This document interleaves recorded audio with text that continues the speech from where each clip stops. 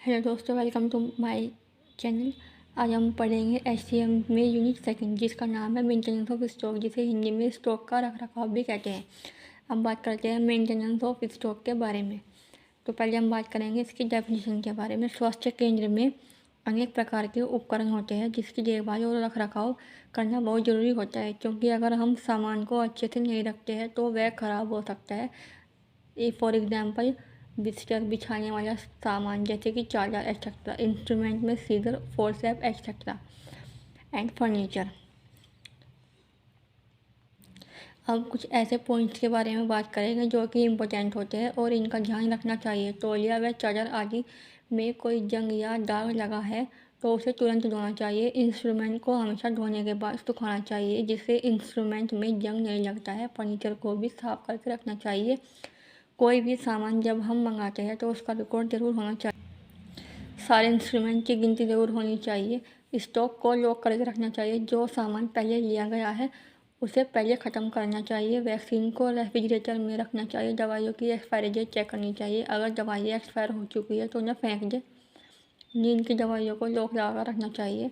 सामानों का रिकॉर्ड ज़रूर रखना चाहिए।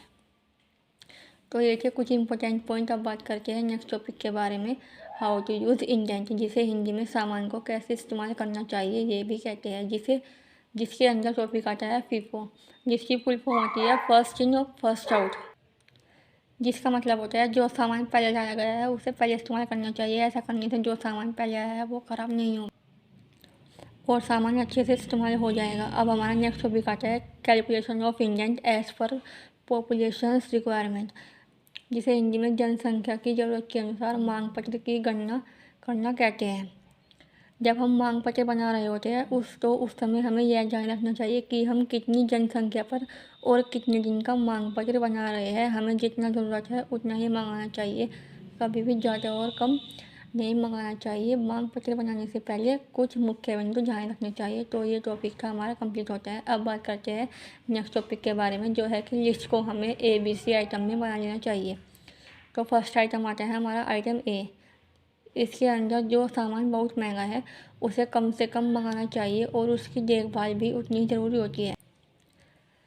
For example, machines etcetera. Second item आता है आइटम बी। इसके अंतर्गत वह सामान आता है जो कि बहुत सस्ता भी नहीं होता और बहुत महंगा भी नहीं होता है। इस सामान को सामान्य क्वांटिटी में मंगाना चाहिए। For example, medicines, vaccine etcetera. Third and the last item आता है आइटम सी। इसके अंतर्गत जो सामान बहुत ज़्यादा इस्तेमाल किया जाता है वह आइटम सी के अंतर्गत आता है। वह सामान मात्रा में तो अधिक होता है पर महंगा कम होता है। इसको ज़्यादा मंगाना चाहिए क्योंकि यह ज़्यादा इस्तेमाल होता है। For example, syringe, glass etcetera. तो ये टॉपिक हमारा कंप्लीट होता है। अब बात करते हैं नेक्स्ट टॉपिक के बारे में, जो कि है management of information and evaluation system, जिसको शॉर्ट फॉर्म में MIES कहते हैं।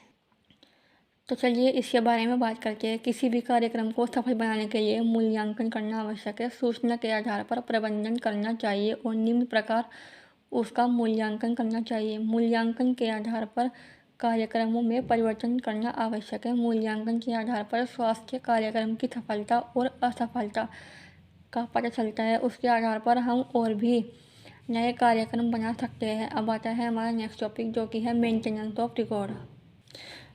तो चलिए इसके बारे में बात करते हैं। रिकॉर्ड हमेशा सुरक्षित होना चाहिए। रिकॉर्ड हमेशा स्वच्छ होना चाहिए। रिकॉर्ड को हमेशा सावधानीपूर्वक रखना चाहिए। रिकॉर्ड हमेशा लिखित में होना चाहिए। किसी भी वर्ड का शॉर्ट फॉर्म यूज़ नहीं करना चाहिए। रिकॉर्ड हमेशा पूरा रहना चाहिए। रिकॉर्ड केवल कुछ अधिकारी को ही बताना चाहिए। रिकॉर्ड को हमेशा फाइल करके रखना चाहिए। रिकॉर्ड कभी भी आसानी से उपलब्ध नहीं होना चाहिए। प्रत्येक स्वास्थ्य कार्यक्रम के मूल्यांकन की एक लिखित रिपोर्ट जरूर बनानी चाहिए। मूल्यांकन करने के लिए विभिन्न तरीके अवलोकन, वार्तालाप, निरीक्षण, प्रश्नावली विधि से करना चाहिए।